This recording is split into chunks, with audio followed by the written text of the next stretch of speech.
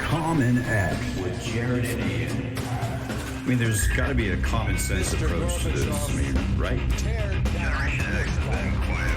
Way too quiet. 115 seconds. Velocity 2,500 feet per second. Altitude 9. As long as we know.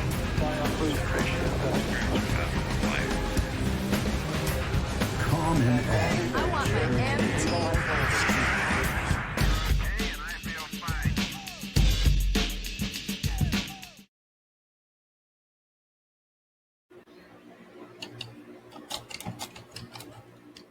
Five, 4, 3, 2, 1. Good morning. This is Common X with Jared and Ian, our lovely little podcast. How the hell are you doing today, Jared? I'm fired up. How are you? I'm fired up as well. Not really. Actually, I'm a little more boisterous usually and full of a little more energy. But welcome to episode 3. Today we're going to talk about marijuana and hemp, the scientific inferences of medical marijuana on the political stage. He's got his show one more time. Jared's got his hempfo.org, Hemp for Humanity. Jared, you own that business, don't you? I do. So I'm sure we will have plenty to say and talk about marijuana, its uses, its classification. It's right up there with heroin and cocaine, isn't it? Like a Scheduled 1. For now. The federal government claims it's got a high abuse rate and little medical benefit. I guess we will see about that. Yeah, I mean, if you want to open with that, then we can talk a little bit about it because Oh, we're on the air, buddy. the, what is it? ATF and,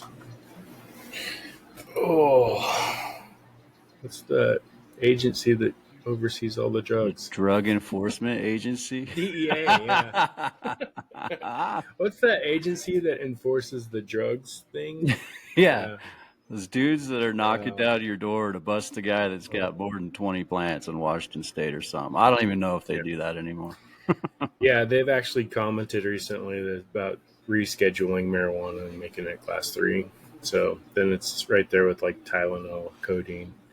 I mean, honestly, they just need to remove the classification altogether and just make it like alcohol and cigarettes. Right. So how did we get to this point, do you think? Do you think it's like a Vietnam Nixon thing and kind of rolled into the war on drugs, or? No, so like originally it came from, well, I guess, how far back do you want to go? Honestly, man, we should take the audience back all the way. I wish I had more knowledge to, provide on that, but I really don't know.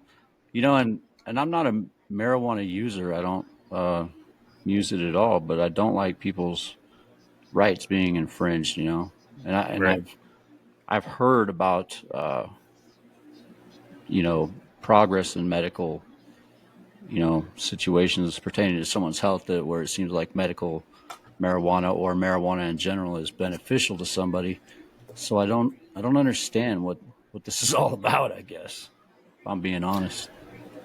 I guess let's start off with the criminalization of it first, right? Like humans have been using hemp for going back 10,000 BC, right? For different products, paper, clothes, rope, things like that, because it's just far superior to anything else that's out there right now, even today and even back then. And it grows fast. It suppresses weeds. You can use it in crop rotation. But back in the day, right, they decided that they wanted to outlaw cannabis sativa, right? And so that plant family included industrial hemp as well. So not just, the reefer, right? William Randolph Hearst and DuPont, Chemical Corporation, started this huge smear campaign against marijuana and, started the reefer madness. ads on Reefer radios. madness. Yeah, saying that, people were going to get high. Guys are going to get high and come for your women. And they had all these like crazy commercials that showed these guys high Unbelievable. and insane, like crazy. And I'm like, have you guys ever actually seen somebody that's high? Because it's not what they do. They sit on the couch eating Doritos. So, Yeah. but that fear campaign, right, made it so everybody voted to outlaw cannabis and hemp. So, along with it, Outlaw cannabis and hemp. And everyone's going to come for yeah, our women and children, huh?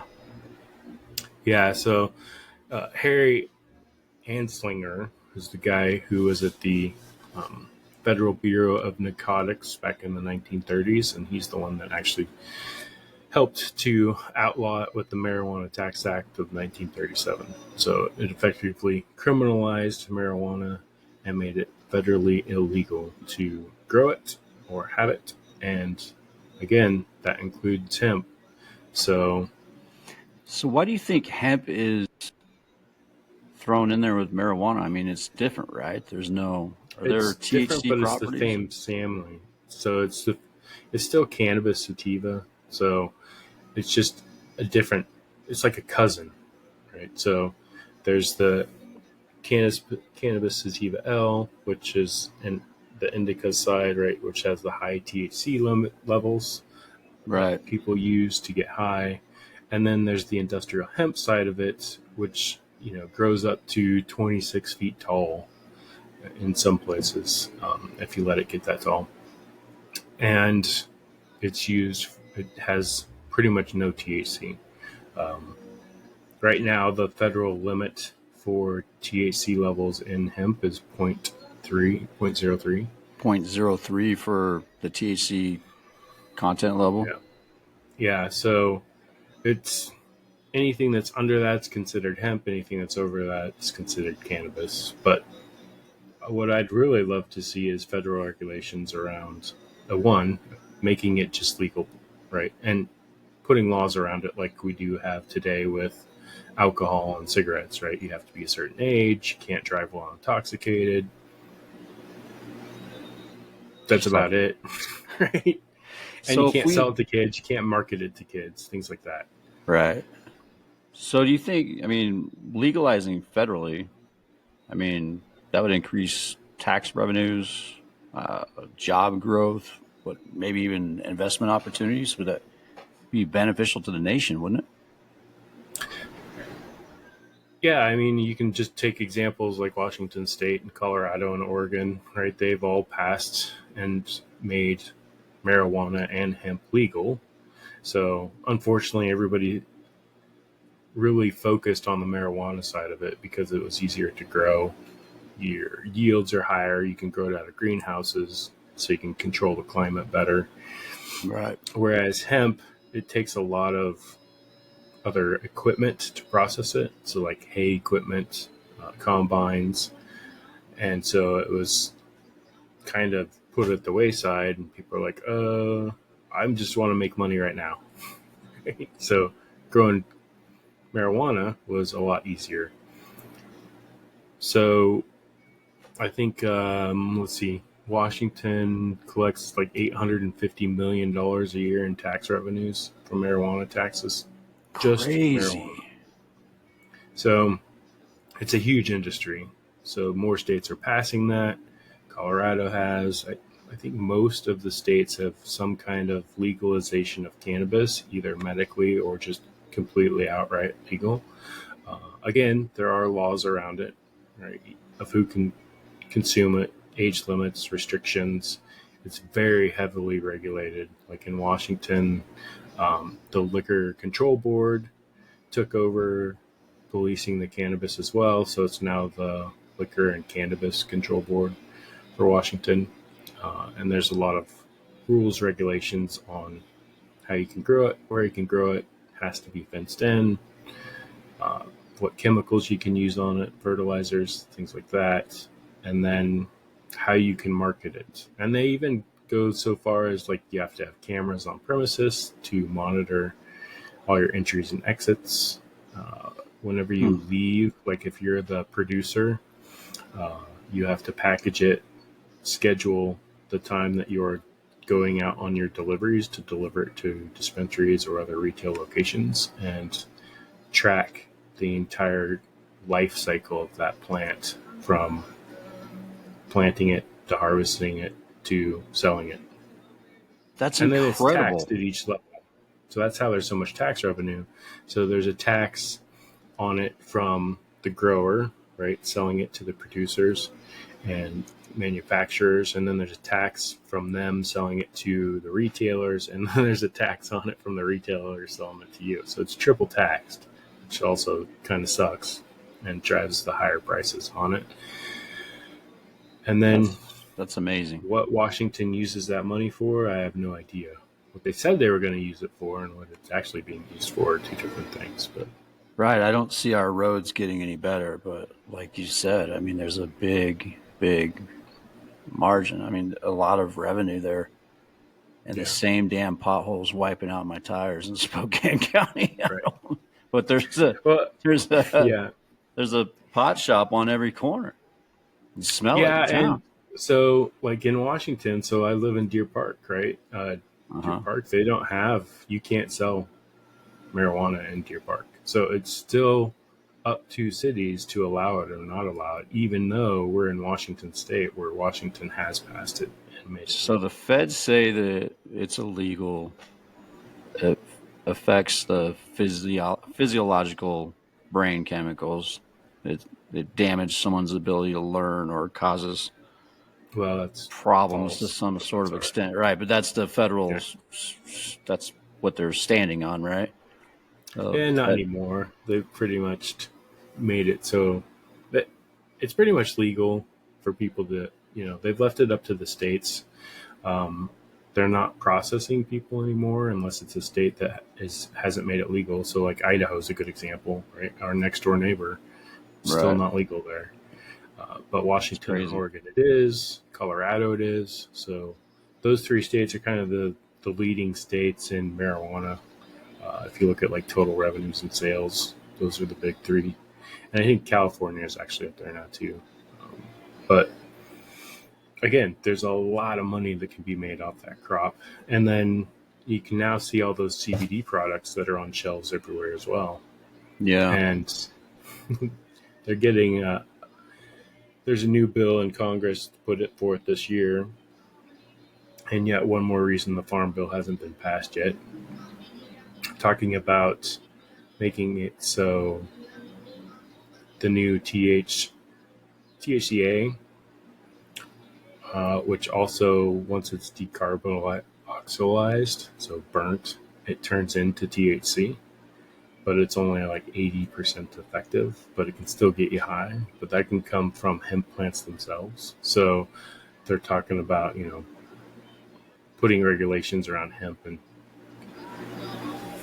that so people can't make products, because right now it's a loophole because legally you can't sell anything with THC in it, but if it has that product in it, you can sell it on counters. So that's now how you can see it in Bimart or Rite Aid or Walmart with all these CBD products that are out there. Wow.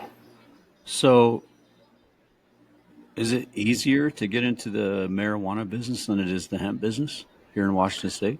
Not anymore. Like it's such a saturated market that there's, I think, a lot of marijuana companies going out of business. At first, when Washington and Oregon passed the laws, you couldn't be an external company. Like you had to reside in Washington State and be a company within Washington State in order to grow it and sell it. But I think they've changed those laws, so we're now seeing bigger corporations, and I think big tobacco is starting to get into it as well because they realize that their consumers that smoke cigarettes are smoking cigarettes less and going towards marijuana more. Wow. So what else is involved then? Like, so you're in the hemp business, right? So what's all involved with that as far as, I mean, what's it like to get licensed for that, insured, or, I mean, is that just a bitch to get started? It is. So right now, Washington Department of Agriculture oversees the hemp side of it because it's a crop. And then, like I said, the Liquor Cannabis Control Board controls the cannabis and THC side of it. Um, for everybody watching today, like I just want to make sure, like we're talking kind of two different plants from the same species. So, like marijuana, I'm going to refer as the high side that gets you high, and hemp, I'm going to refer to as the industrial hemp that you can make products out of. And right now, there's some roadblocks for farmers and companies within Washington uh, that I don't know, they're kind of ridiculous. Like, so in order to grow hemp in Washington, you have to pay $1,200 a year for your license. There's no certified seed program, so you have to, as a farmer, take a chance on buying seeds online, right? Or I think Oregon State University is creating a seed bank program in Oregon that they might be able to purchase seeds from. There are also, I've looked, in Colorado, there's some companies now that are doing certified seed programs that can sell seeds to farmers, because as a farmer, what you don't want to buy what you think is hemp seeds, plant 20 acres of hemp, and then it comes up marijuana. Because right now, uh, within that legal limit of the 0.03 THC, if your crop comes up hot and tests above that limit, you have to destroy your crop. So you just lose 20 acres of product that you Yeah, just but I harvested. mean, right, you're out the $1,200 for the license, right? You're out the money for the seed. You're out the money and time that it took you to plant all of that, right? If you What used the any fuck? fertilizers, you're out that money. So a lot of farmers don't want to grow it because there's a lot of roadblocks. Oh, and the other problem is there is not a processing plant in Washington. So even if farmers did grow it in Washington, they have nothing to do with it, with that crop, after they harvest it. They got to ship it out. Yeah, and that eats into their profits too. So shout out to IND Hemp over in Montana. They created the first industrial hemp processing plant in Montana, opened it, I think, last year. And it's a gigantic, mega 56,000 square foot facility that can process an insane amount of industrial hemp, per day. Wow. But they're 450 miles from Spokane, which is kind of the closest city to their location in Washington that farmers could grow hemp. And I looked up the cost; it was like $1,400 to ship, your round bales that you collect your hemp in to them to process, and that's going to eat up farmers' profits as well, shipping it that far. So what Wow. I'm trying to do is start the first industrial hemp plant, processing plant in Washington State, here in Spokane, actually Meade, Washington. So farmers around here can start growing it again, and then we can use it and process it and then sell it for products to other manufacturing companies to use instead of products that we use today, like trees or cotton or oil. Wow, that's great, man. So it's been a journey, right? Like when we first passed the law back in, I think it was 2016, when I was looking at it, I had the idea to do it then, but I'm like, oh, somebody will do it. Somebody will build a processing plant. I don't have to. That typical Gen X Right? attitude. Exactly, the Gen X. Somebody else will do it. I'm not gonna. I'll just sit back and watch and reap the benefits, right? Yeah, get Un- on it when the doors open up, right? yeah. So unfortunately, nobody started one. So Washington has been able to grow hemp for a really long time, but they just don't. So when it was first passed, I think there were almost 1,500 farmers that paid the $1,200 and signed up for a license, and then Wow. quickly realized there's nothing to do after you process it. So, or I mean, after you grow it and harvest it. There was no plants in Oregon that could process it. There was nothing in Montana or Idaho. The first, I think, industrial hemp plant that was brought back online was in, I believe, Kentucky. So that's a long way to ship your crop, right? There's no way you're Yeah. going to ship giant round bales of hemp all the way to Kentucky from Washington. So it's Well, just and not you're cost also effective. dealing with the federal issue too, right? Because it may be legal Right. You where you're can't dealing ship it it, but now you're across borders. crossing. Yeah. So how does fuck, man? How does that work? I mean, you get That's pulled over in a it is what it is. Like a good example, right? It was Washington and Idaho. It's not legal in Idaho. It's legal in Washington. There's like 4 stores on the border of Washington that I'm pretty sure they're 90% of their customers are people from Idaho coming over. Right. So I just wow. So I just read something here. It says Congress legalized hemp production in 2018 with little regulation, testing, or enforcement. Yep. But they're basically accusing companies of advertising thousands of milligrams of THC that compound that and get users high. Uh, but with Yeah. So packaging that's that critics say attracts children to the product, is that all bullshit or what?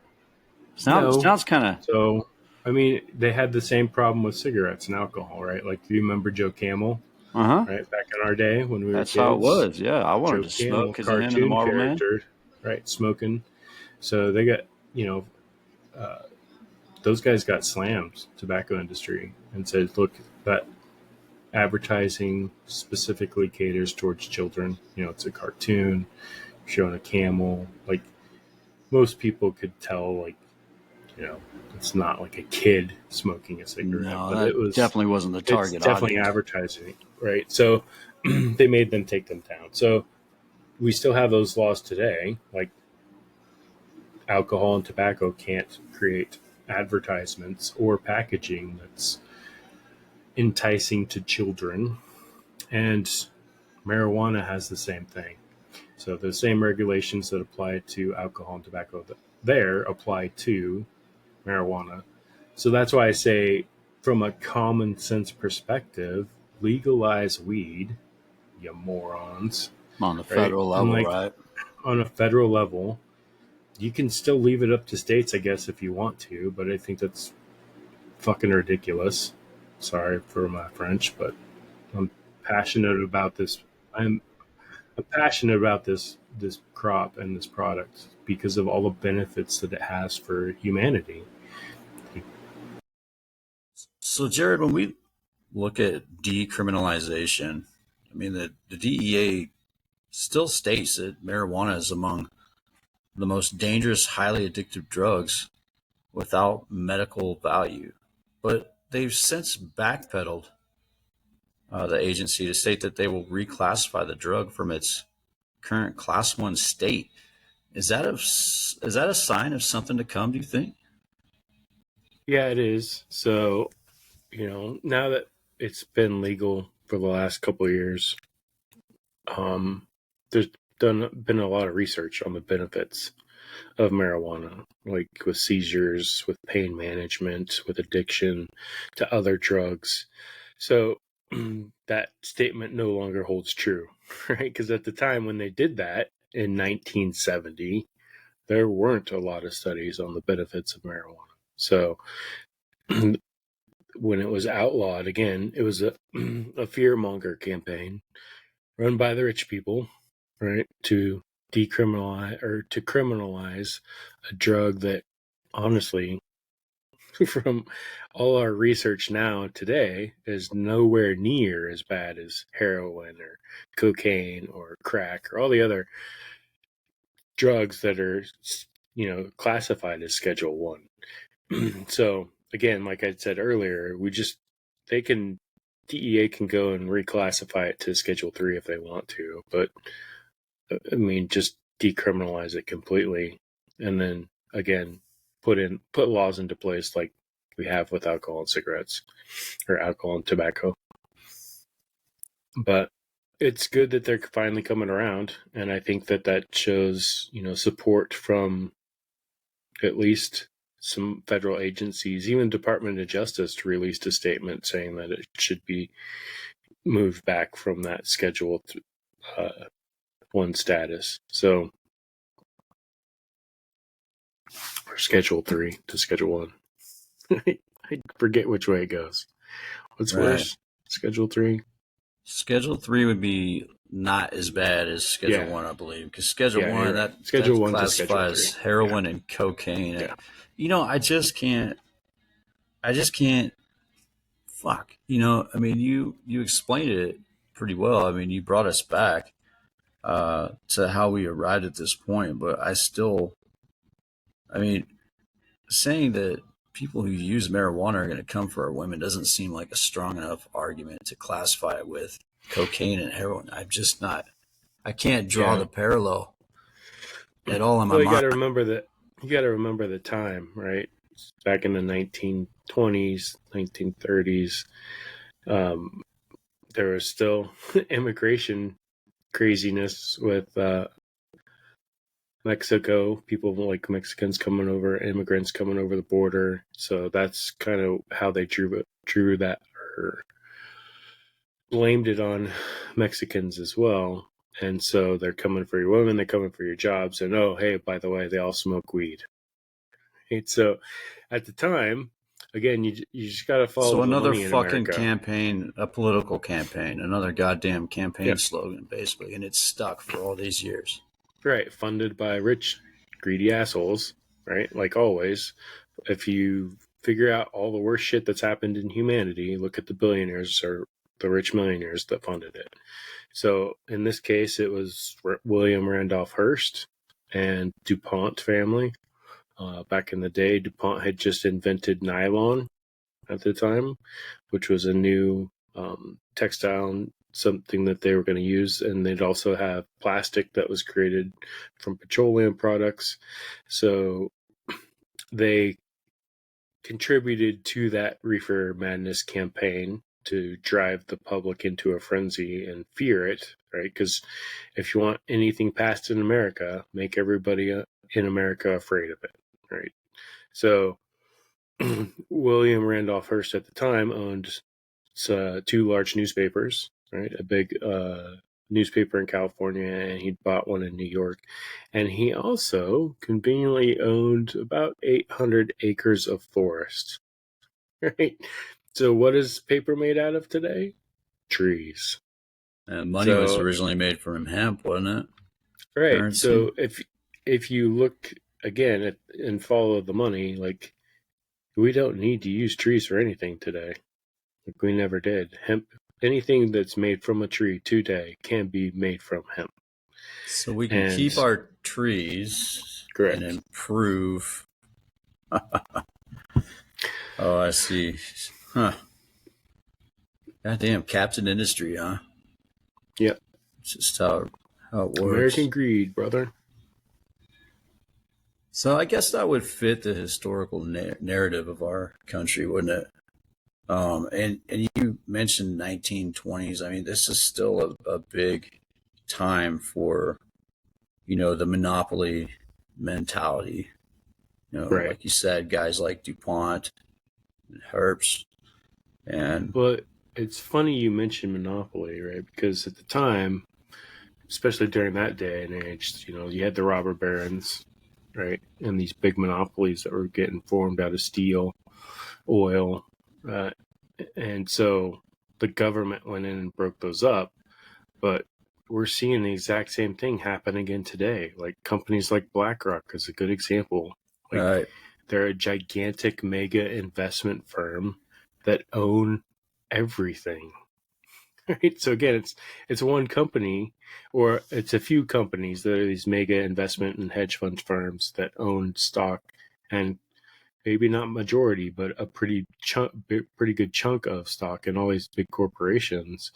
And again, we're moving back towards monopolies, and they disguise it how they want to disguise it, saying they don't own controlling interest in things. But again, when you're that big and you have that much money, you have a lot of influence and power. And so you can pay senators and congressmen to pass the laws that you want, because we don't write Sure. our laws anymore. Corporations do. That's what lobbyist groups are for. They write the bills. That's why they went from, smaller bills back in the day to 65,000 page bills that include everything under the sun to try and get passed. And then that's why Congress can't agree on stuff, is because you now have, provision after provision after provision after provision. And a good example is the Farm Bill. There's so many things in that Farm Bill and so much money tied up with it for every state that it still hasn't been passed. And it was supposed to be passed 2 years ago. So, like, let's, I don't know, use that common sense approach and make it like the Farm Bill about farming. Right. and supporting American farmers and crops. But the intended use, the intended purpose. That's crazy. See, I would agree with you from, what I've seen to be consistent with business culture, the little that I do know about history and what I do know about modern business is that Vanderbilt, Henry Ford mentality is kind of still, it lingers. And I shouldn't mix Henry Ford with Vanderbilt, obviously. Yeah. Henry Ford did more for the people than, Vanderbilt could give a fuck. Well, it's funny you mentioned Henry Ford, because Henry Ford also was a big proponent of hemp.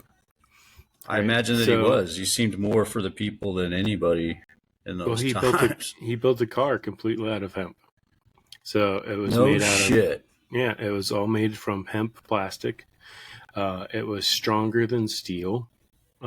There's some videos out there on YouTube that you can see. Just look up Ford's hemp car, of him taking a giant sledgehammer and beating on the fender panels and the back of the car, and the hammer just bounces off, and there's no dents.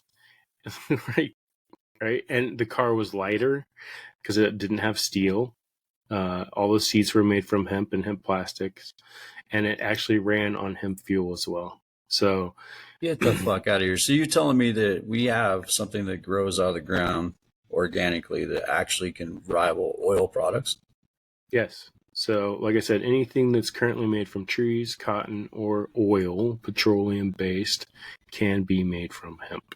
So why in the hell are we working so hard to restrict you as the farmer, though? Why are we continually fucking you and restricting you as the hemp grower, trying to harvest this product to bring it to the nation while we're suffering at the gas tank? Why the fuck are we doing that? So again, it's education, right? So if you look at the majority of farmers in this country, in the United States, the median age is like 65 to 80 or 55 to 80.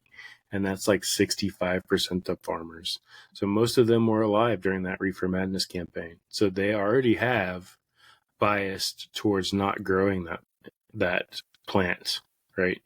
And for good reasons, no, right? They believe the media back in the day and the propaganda that they were fed, and think that it's still a bad product and bad crop. Right.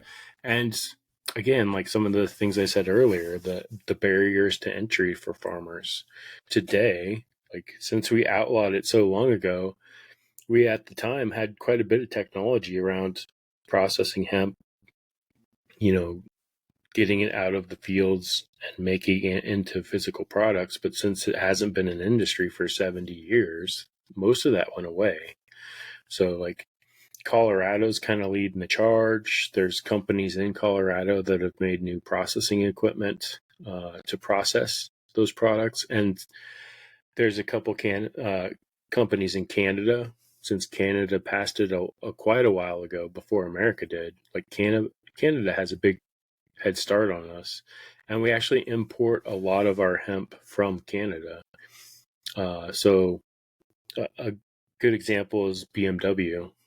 Their interior panels, plastic panels inside of all their cars, are made from hemp, and it's hemp plastic because it's far superior, it's stronger, it's lighter than anything else you can make out of petroleum.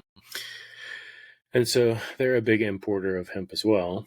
And again, it's more expensive for BMW to do that because now you're paying import taxes. But I think with NAFTA, it's not as big of an import tax anymore, right? Because we can import stuff from Canada and Mexico cheaper because of NAFTA. But I think if we can get it growing in the U.S. again and make it more popular for people to grow it, and it's just a way more profitable crop. Like right now, it's a very profitable crop because not a lot of people are using it for things.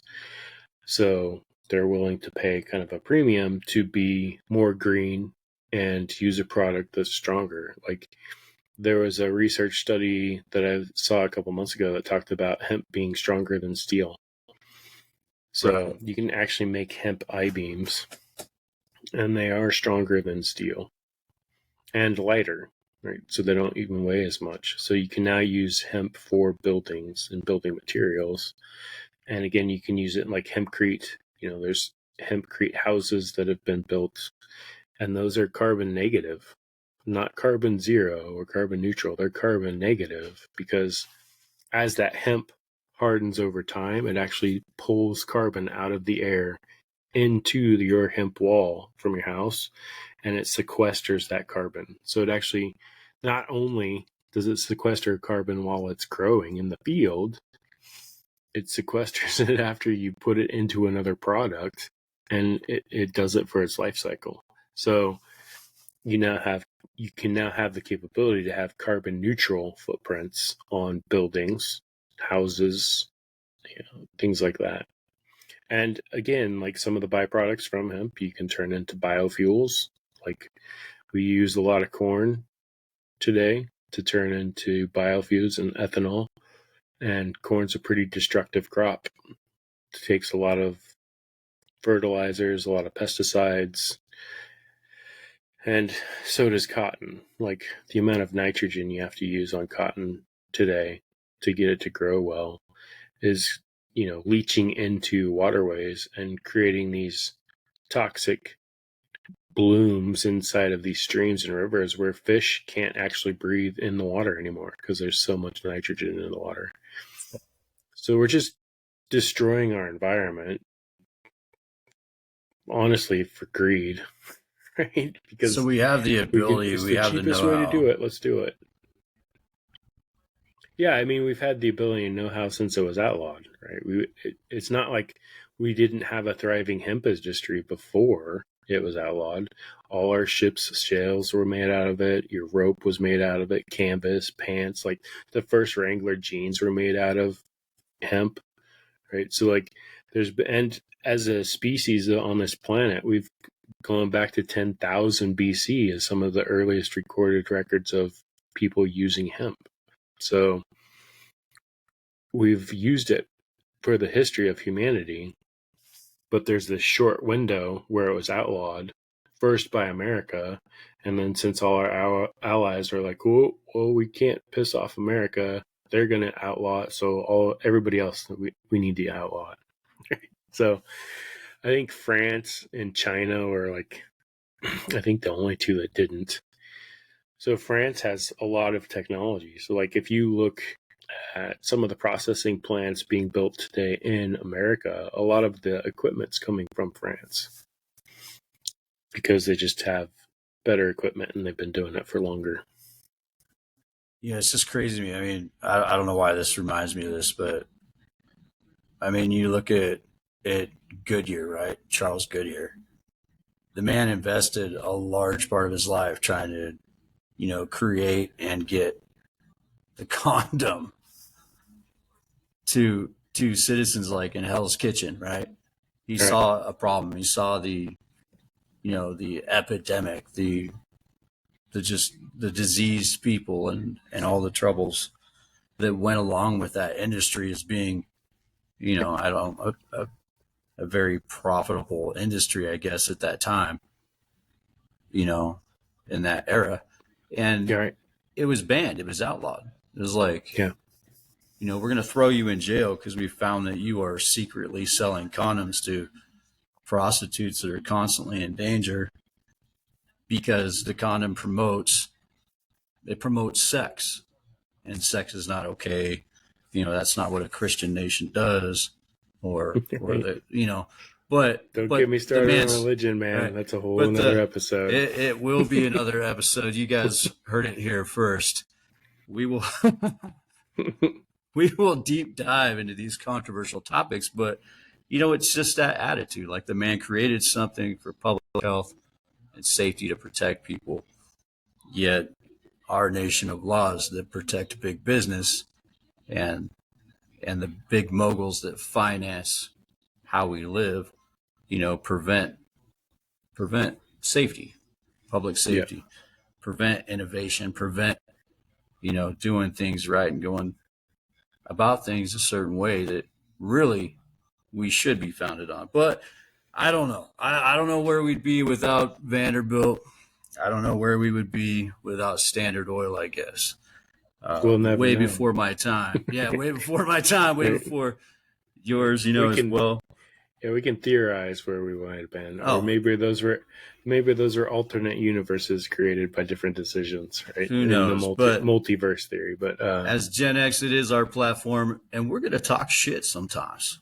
yeah, Definitely, for sure. But especially when we know that there's a way to improve things, and we're Right. just not. Like, what the fuck is that all about? I Yep. mean, so you look at, we've had wars over oil. Flat out yeah. wars. Americans, millions of people have lost their lives fighting over oil. The Yep. political battle.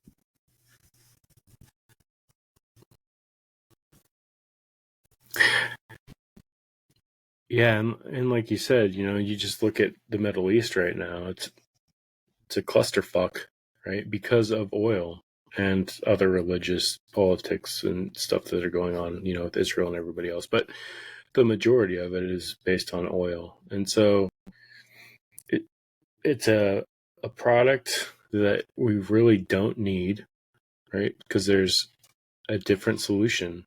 There's always been a different solution. It was just cheaper at the time, I guess, to go to oil instead of further develop hemp into those processes. And I don't think maybe during the first, part of outlawing it, they had a lot of resources around converting hemp into fuel. Like I said, Henry Ford created an ethanol-based fuel out of hemp to power his car that he built. But that's kind of one-offs, right? It wasn't a whole industry, and we were already addicted to oil and then, right, back then, as for cars. Right.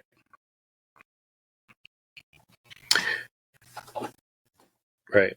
And so, like I said, anything that's made from petroleum today can be made from hemp. So your paints, your primers, your plastics, your fuels, you name it, anything else. Like I saw a study the other day that talked about using plant fibers to make glass.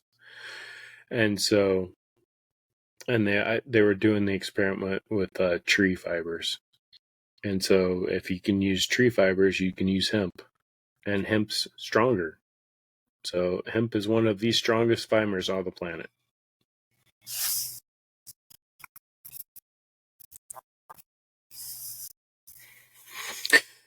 Right. Yep. The hat I'm wearing, the headphones, glasses, shirts. Right. It's like,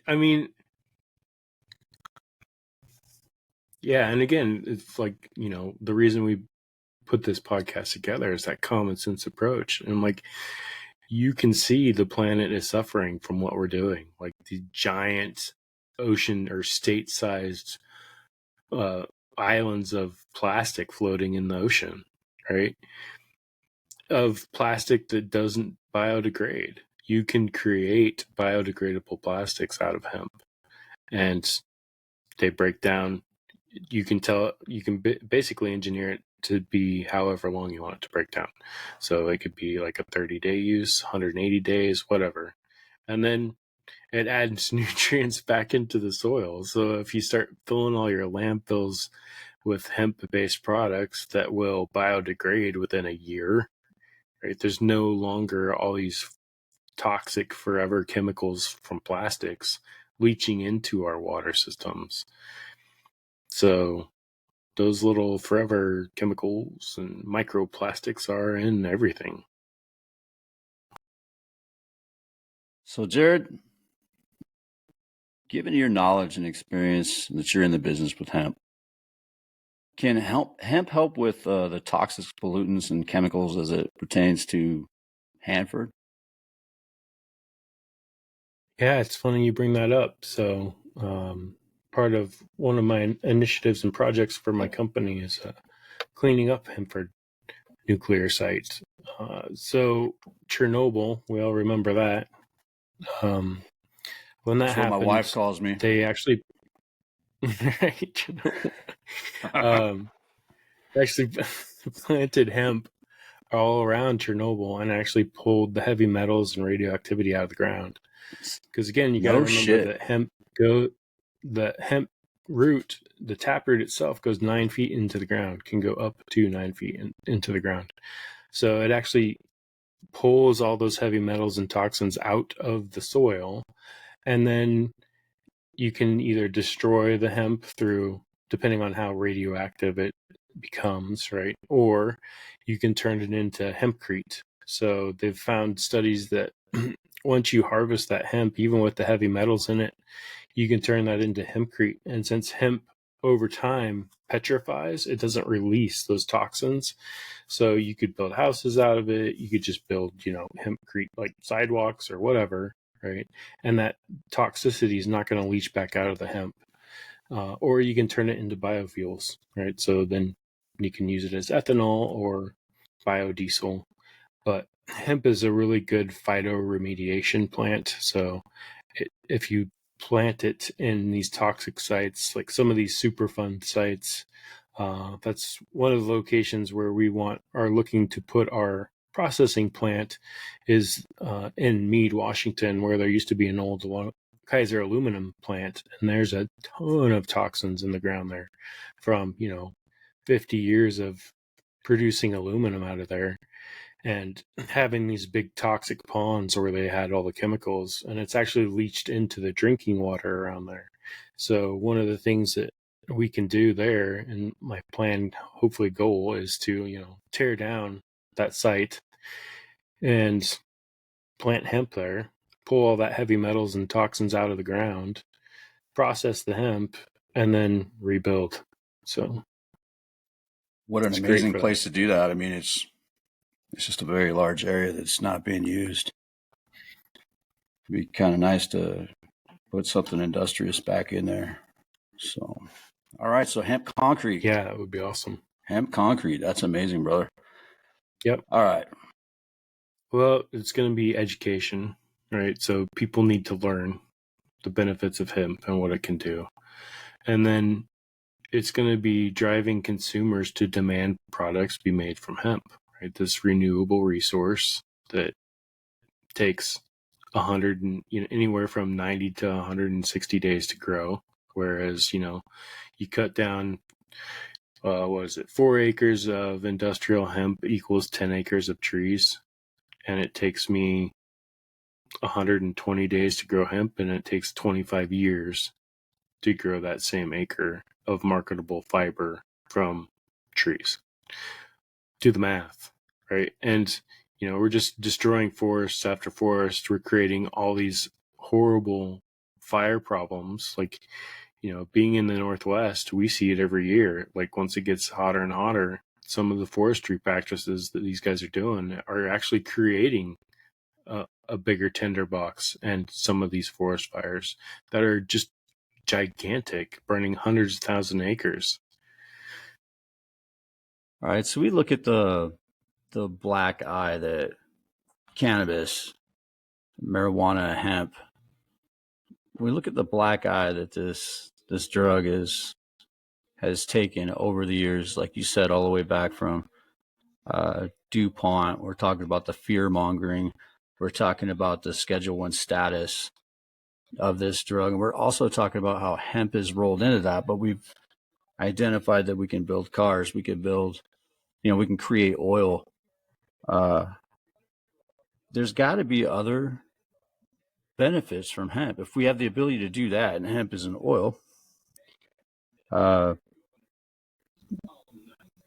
Can hemp? Yeah. I mean, you even kind of mentioned earlier, like maybe we wouldn't need so many herbicides, right? Or something to that Yeah. effect. Because with hemp, it must kind of shade out weeds, maybe, Yeah. and improve soil. Yeah. So we can talk about crop rotation real quick. So uh, I've talked with the cannabis program over at Washington State University, and I'm hoping to partner with them with my business going forward and creating that, processing plant, the first one in Washington. So one of the things that they're researching, is all the different cannabinoids that are in marijuana and what effects they have on humans and animals. And I don't know if you knew this or not, but I talked. I said we were going to go into farming, huh? I got totally sidetracked again. Crop rotation, Man, man. there's so many things I could talk about. All right, so I'll save that for later. Crop rotation. So, what they found with their experimentation and growing hemp in Washington State, and Washington State's a pretty cool state for growing crops because we have pretty much every climate from rainforest to desert.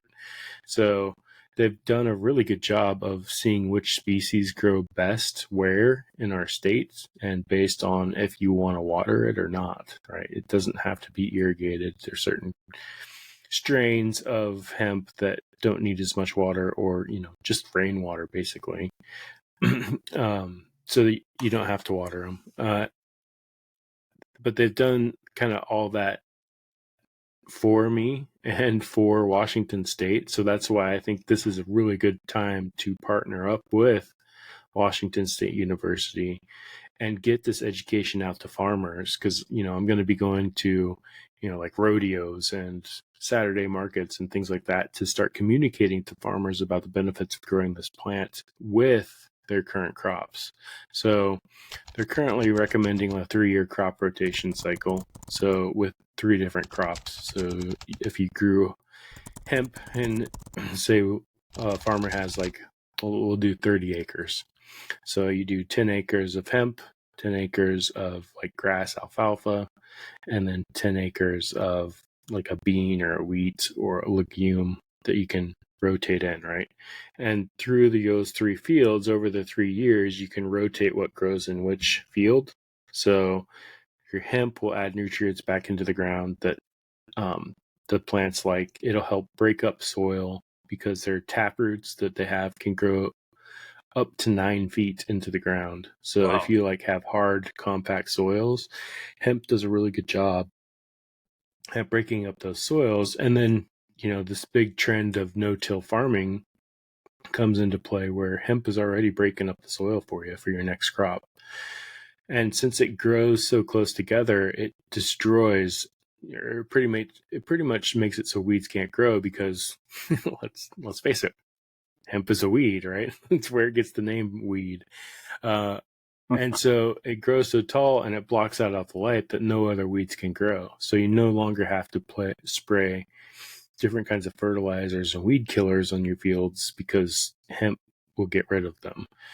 And then when you rotate your next crop, you now no longer have to use as much fertilizer because hemp's adding some of those nutrients back in. And it's also blocking out the light from those weeds. So then the next year, you won't have those weeds in the fields that you would normally have if you just keep monocropping, right? And that's one of the big problems with farming in the world today is just monocropping.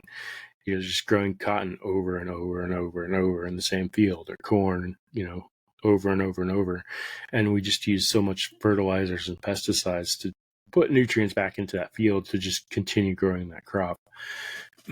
So rotating the crop with, 2 other crops over a 3-year cycle in between those 3 fields, the farmer's probably always going to make more money on the hemp side of it. So at least he's growing 10 acres of hemp every year. And then rotating it through with alfalfa or grass. And, you and I both being horse owners, they love alfalfa. So they no problem selling that. And then another, legume or other crop that they could sell too.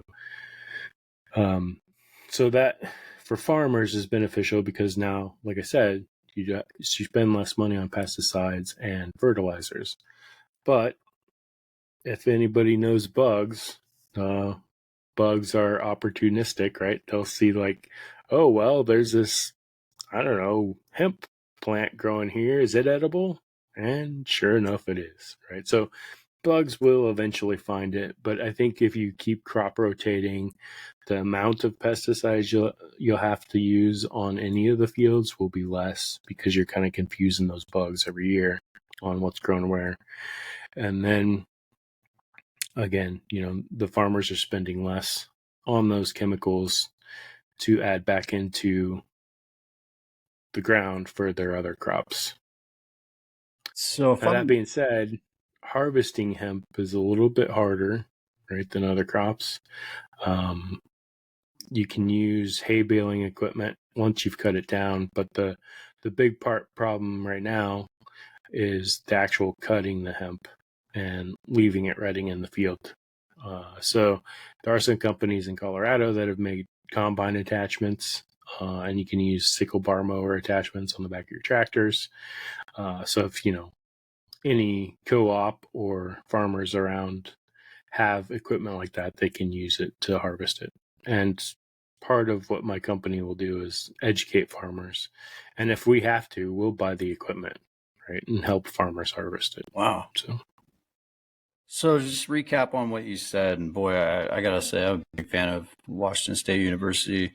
That's my alma mater, and one of the number one research institutions in the country, hands down. It sounds like you're working with and partnering with WSU to bring hemp to the average farmer that has a lot of fields and start rotating those crops into traditional farming. That's great. That's great. Yeah. So And is hemp profitable? they're then? working. Yes, it's very profitable, especially for farmers right now. So, it's one of the most profitable crops there is right now today. So, Wow. the more you grow, the more money you're going to make.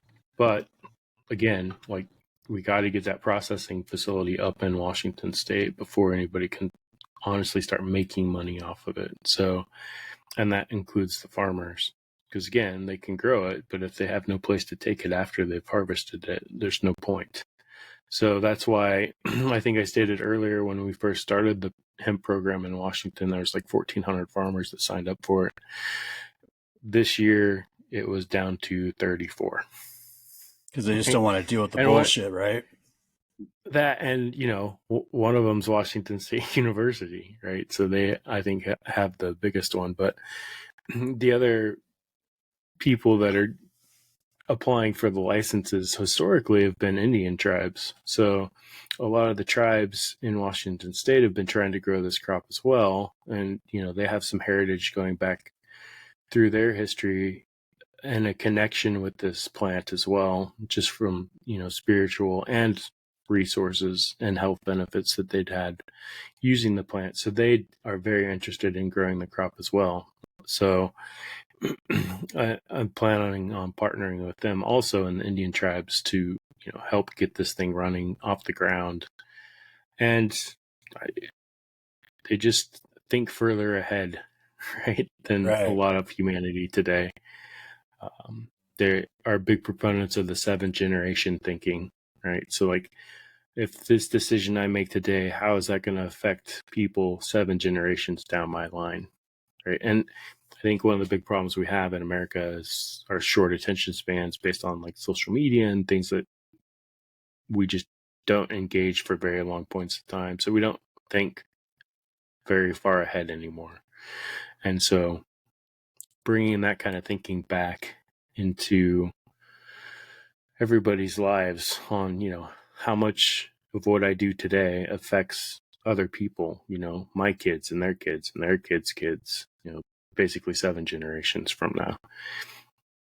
And I think that is another thing that hemp can help, bring back, because that's kind of the educational standpoint I'm taking, is the long term, right? What's the big picture, long term picture of bringing this crop back into humanity, not just America, but just all over the world. and the benefit that it can have on pretty much everything. Well, and certainly I think anyone, no matter what side of the aisle you sit on, would agree that farmers are the backbone of America.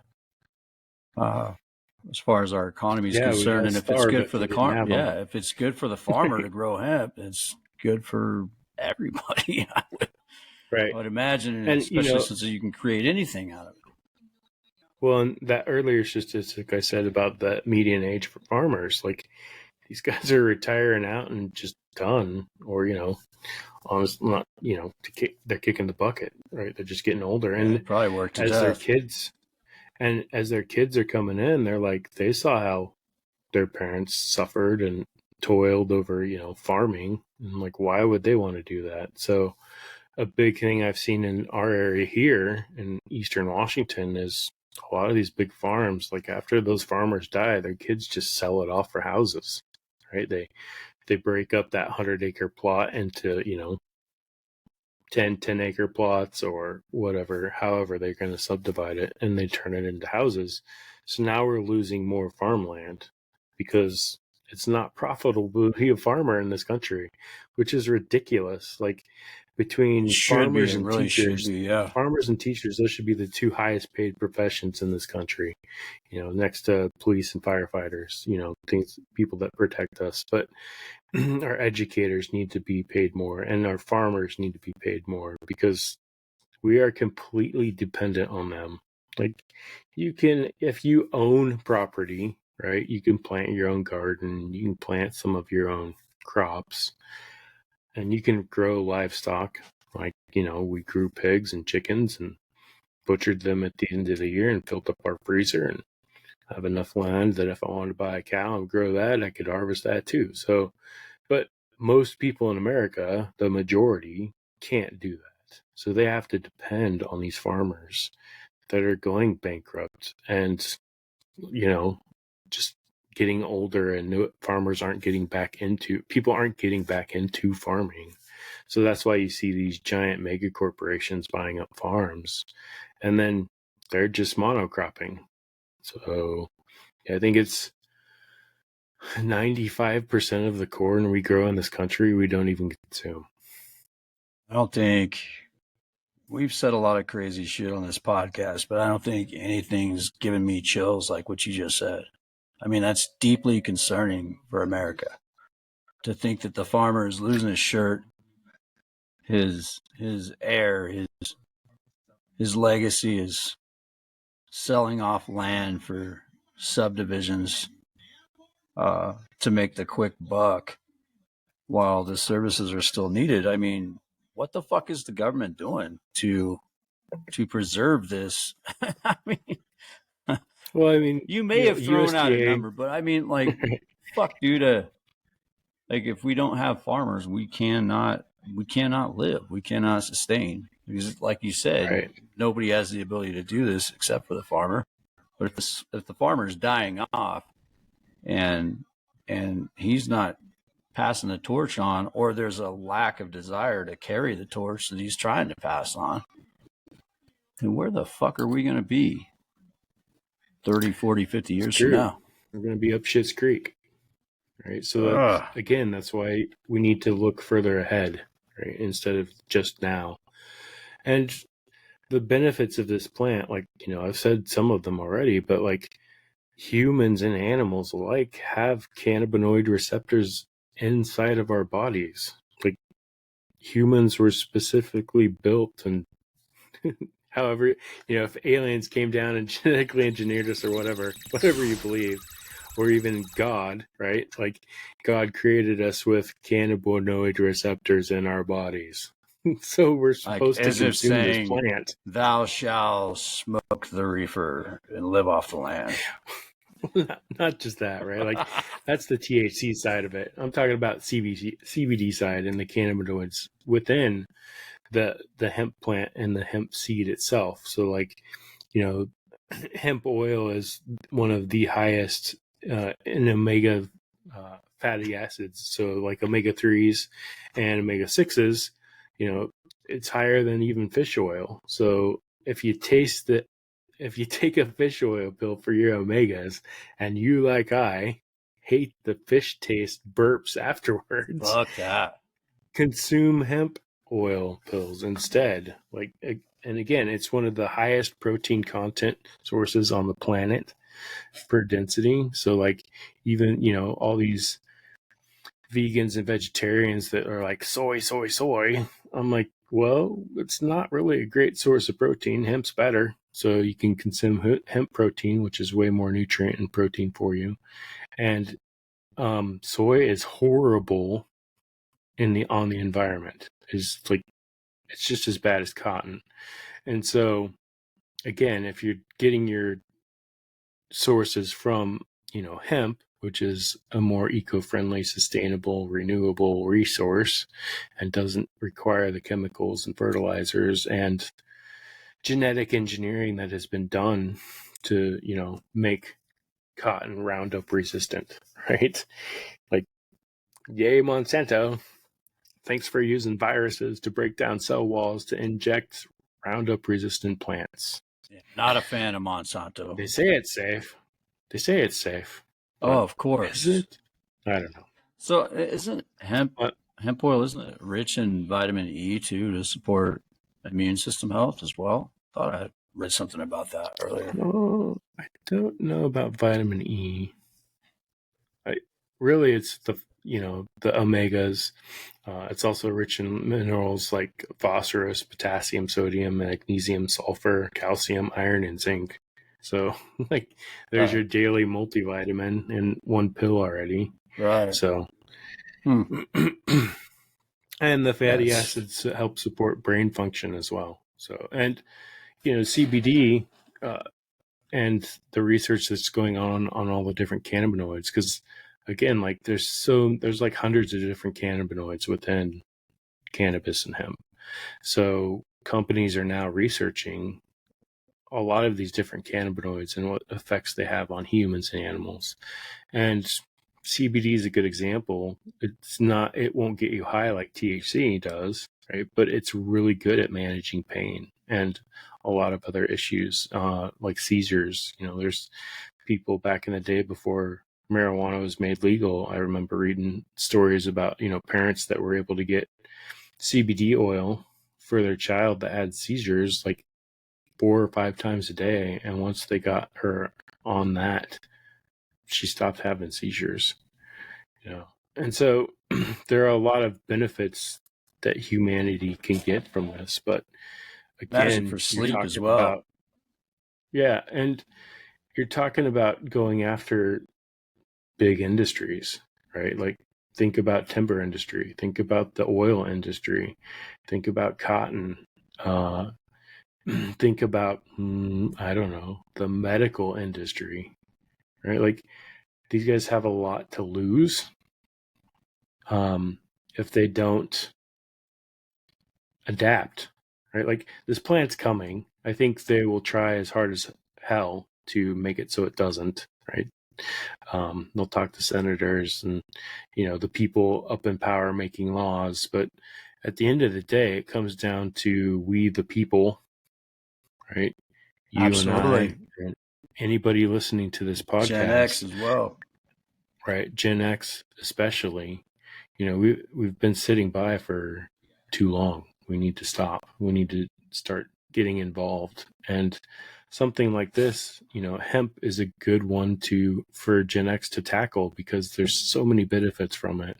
And the just change in humanity that could happen from growing this plant and using it on a daily basis for everybody. And, sure, people will be allergic to things, but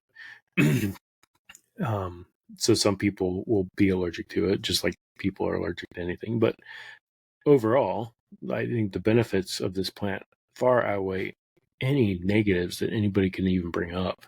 And honestly, I haven't seen a lot of negatives.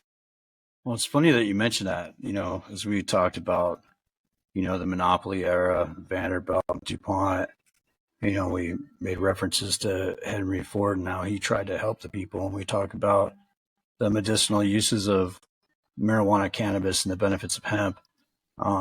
It seems like the underlying answer is it affects big money. It affects big corporations and the powerhouses of this nation to support marijuana. Because who would want a part of that? I mean, you look at pharmaceutical companies, after what we watched, Purdue Pharma do with, Oxycontin and the Pharma Bro and all that shit. Those guys sit around and line their pockets all day peddling their drugs. And that's right. It's super frustrating because what is that drug for? Right. It's for managing pain. Exactly. And then so you've got an actual organic product that comes out of the ground that people enjoy. It has no side effects. And you think about if someone is in so much pain that they're using Simpson oil, I mean, fuck, dude. That individual needs some attention. They need their doctors and they need their healthcare providers to assist them with pain. I mean, because something like Simpson oil is, I mean, Jesus. I don't know what the THC content is for something like that, but I've heard about that. And if someone has to use a product like Simpson oil to live everyday life, then the pharmaceutical companies aren't getting it done. Washington state laws concerning healthcare and, the amount of medication you could take or whatever, it's all just sounds like fucking drug peddling to me. And it sounds like we still have a big issue up in DC. But they're lobbyists, right? Purdue Pharma is a lobbyist. These pharmaceutical companies, they lobby the bills that are passed. They endorse their candidates. These big fascist fucks that they don't give a shit about us at all. Right. And the thing is, they don't have to be, right? Like most of the manufacturers in this country, in the United States, and even around the world, like they can switch over to using this product, right? Like, so when I have the manufacturing or the processing plant up and running, my output is direct products that will go to people that create plastics, people that create those textiles and fibers for use in plastics, biofuels, whatever, the hemp herds as well.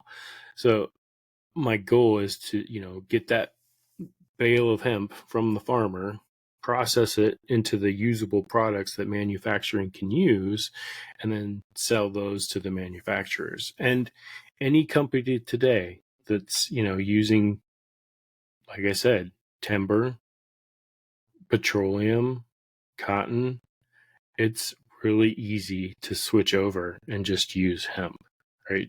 But the problem is there's not enough of it. So if I get out of this plant, if I could, snap my fingers and magically make this happen tomorrow, Washington couldn't produce enough hemp to switch over. Take years. Every product we have today, not going to happen. So that's why it needs to be, honestly, a worldwide effort. But I think the U.S. can lead it. So, and that's just my goal with starting this company and getting this information and education out to people. Is you as the consumer, you have the power, right? You have the power. We're told all the time that, the individual is powerless. Like you can't do anything. One person can't change the world. That's absolute bullshit, right? Because if you as a person decide to say, I'll support hemp products and companies that make products out of hemp, like hemp shirts, hemp clothing, hemp sheets, hemp bedding material, hemp energy bars. Like there's so many products made today from hemp that you can go buy and support. Are they more expensive? Yes, they are, right? Again, because there's not a lot of companies or farmers growing and making products out of it. So they are a little more expensive. And I get it. Times are tough right now, right? Money's hard to come by. But again, you as an individual have the power to change this for the better.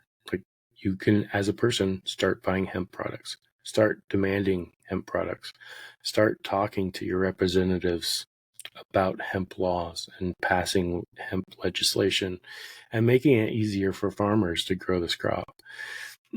So, and just getting educated yourself. So like if you hear a conversation from somebody else going off of, oh, marijuana is horrible, blah, blah, blah, you can now be educated on what the actual benefits are of this crop, right? And the difference between marijuana and hemp, because I see a lumping of them together a lot. And not to rip on the marijuana industry too badly here, but they use hemp synonymously with marijuana quite a bit. And so people are confused. So that's kind of the other part of this education process, is I want to make sure that marijuana, people know that is marijuana and hemp is hemp. So Right. they are completely different products, and what they can do are completely different. So that's what we need to actually talk about. And you as a consumer start supporting, because that's the only way it'll happen. But huge shout out to our Gen X TikTokers and our audience and fans that love the organic product with maybe a little more THC than hemp. Right. For sure. And some CBD right there. And I mean, knowing what alleviate that pain. Knowing what dickheads the pharmaceutical companies are, I mean, right-wise, people do have, legit disorders that, require pain management, like you said, and people have sleeping disorders, and people have a real need for, joint relief with CBD and vitamin E and these oils that you're talking about from hemp. So, I mean, cannabis, marijuana, hemp, it's all, it's rolled up into the same basket, although, you make a good point that hemp has received a huge black eye from the negative effects of possibly cannabis and the whole reefer madness and the war on drugs and all of the political charades and shenanigans that have been, played out through time from, like we talked about. I'm calling it the monopoly era. I'm sure I think it's the industrial era, but, I'm kind of rolling that all into one because that was the mindset. It's like we are still suffering the impact of laws passed by big money to people who are fucking dead now. They're not around. Right, 70 Vanderbilt's years fucking ago. dead. I don't care Right. about I don't care about Standard Oil anymore. I don't care about Marlboro and their tobacco shit. I mean, they took their black eye when they were literally listed as a monopoly and put on trial for that. And their answer was they could just weasel out and say, you know what, I'm going to take all these other guys that are competition. I'm going to turn them into 20 or 30-year cigarette manufacturing companies, but they are fucking Marlboro. So, I mean, Right. you can say, I'll sell 30 different versions of Marlboro at different prices. And it's my understanding that competition didn't even have a fucking choice because he was just going to use his big money and his big time attorneys to freaking level him anyway.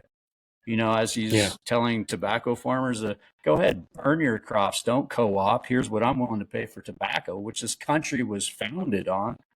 And he strong-armed farmers. Again, the farmer's getting fucked. The farmer's getting fucked now as it pertains to hemp. And and it's funny you bring up that example because, like I said, Kentucky was one of the first places that built a hemp processing plant. And most of the farmers that grew hemp, guess who they were? Tobacco farmers. Right. Trying to get out of the fucking game, I'm sure, because they were being strong-armed. And well, it's just not profitable anymore either. So, they've whittled the farmer down to such a lowly position on the food pyramid. Like they are the base of the food pyramid. Right. All things the food pyramid is built off of is off the backs of farmers. And we've just historically screwed them over and made it so they can just barely squeak by.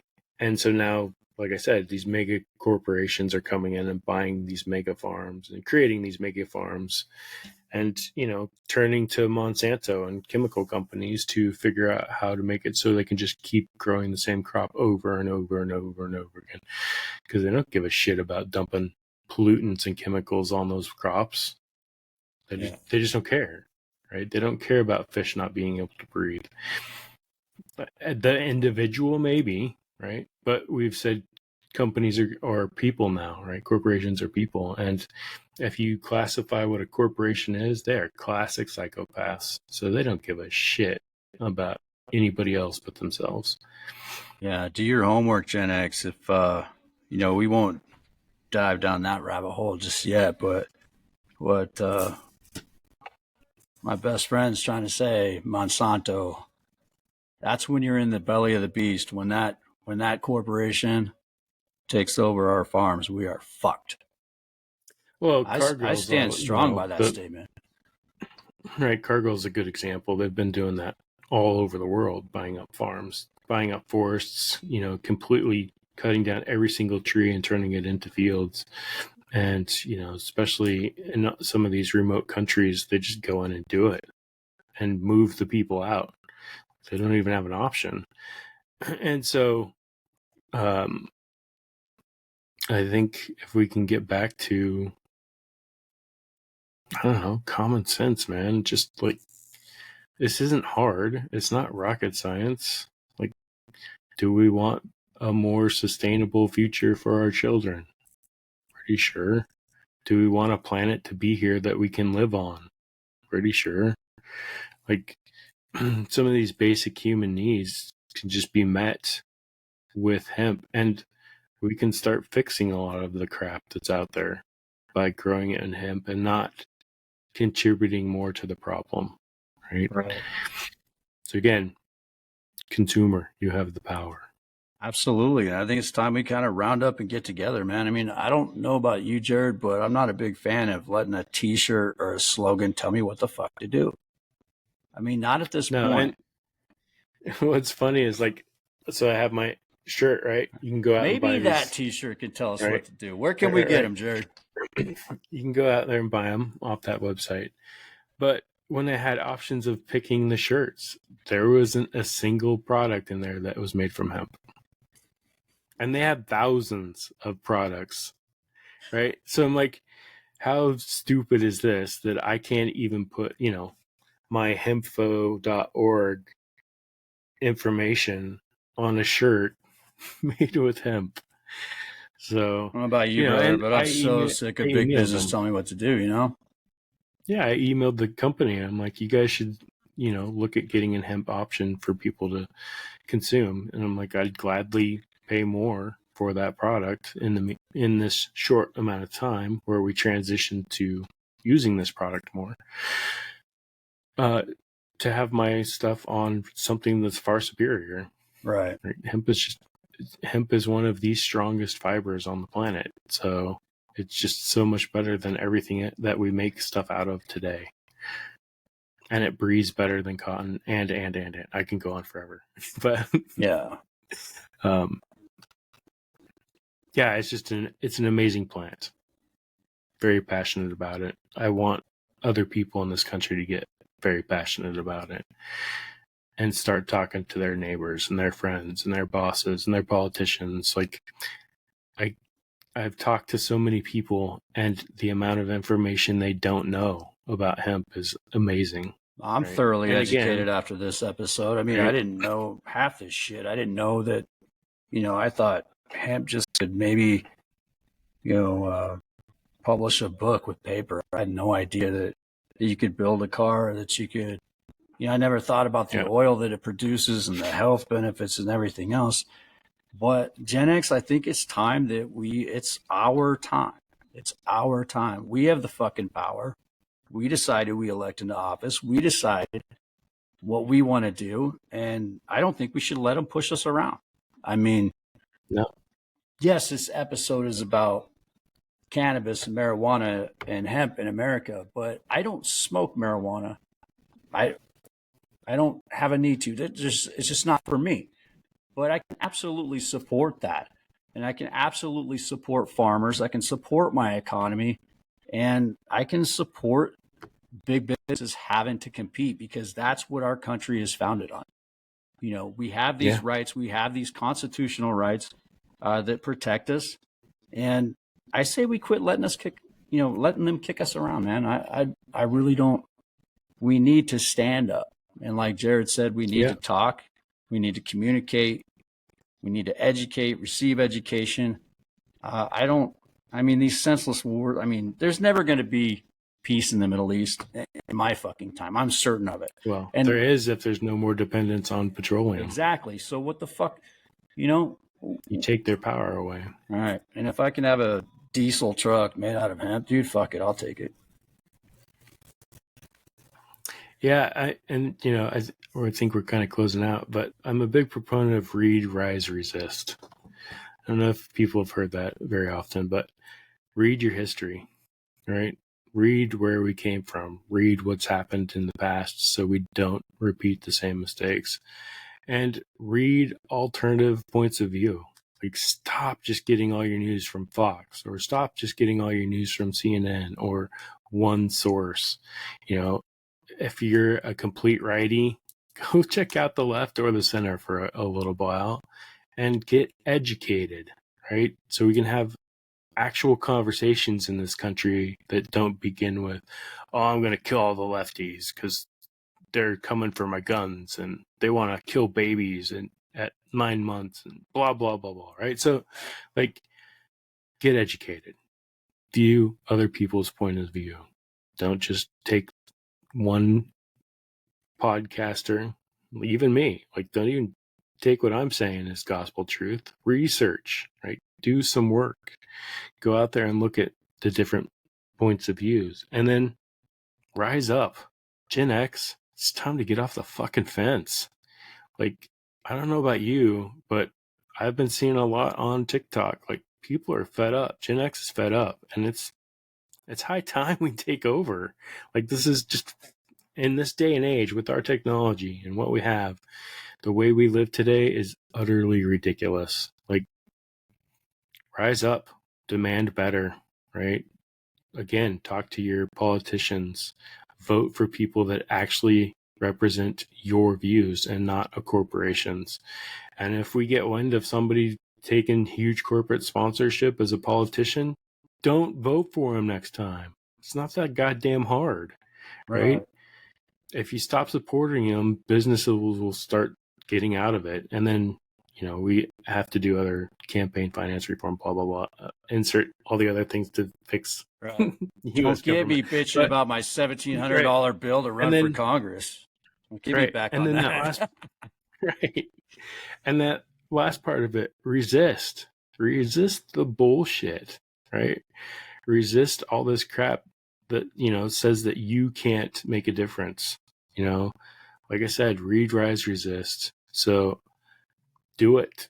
Gen X, this is a call to action for you.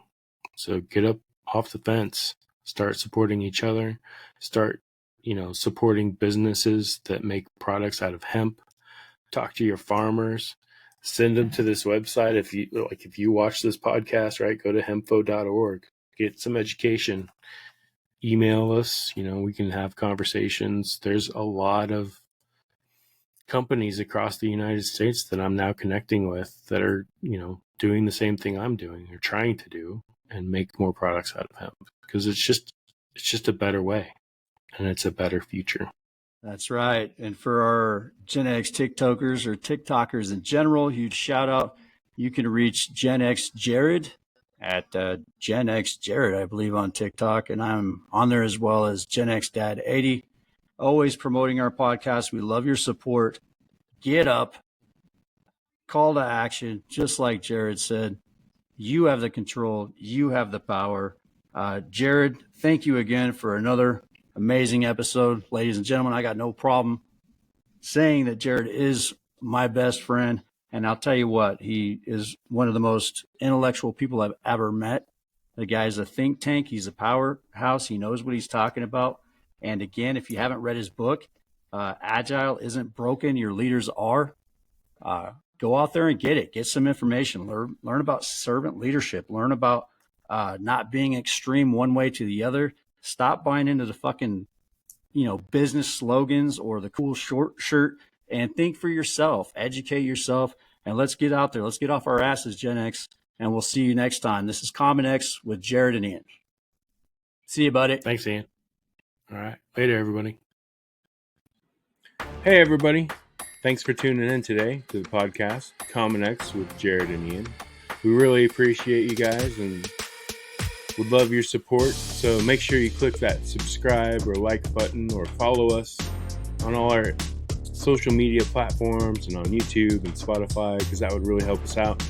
And that helps us bring more episodes to you guys every week, and hopefully from, content that you guys want to see. So reach out, TikTok, YouTube, leave comments.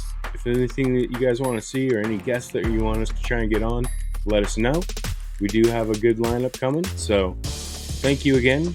We love you guys. Thanks for your support. And we'll see you next time. And remember, common sense isn't that common. So that's why we're bringing common sense back from Generation X.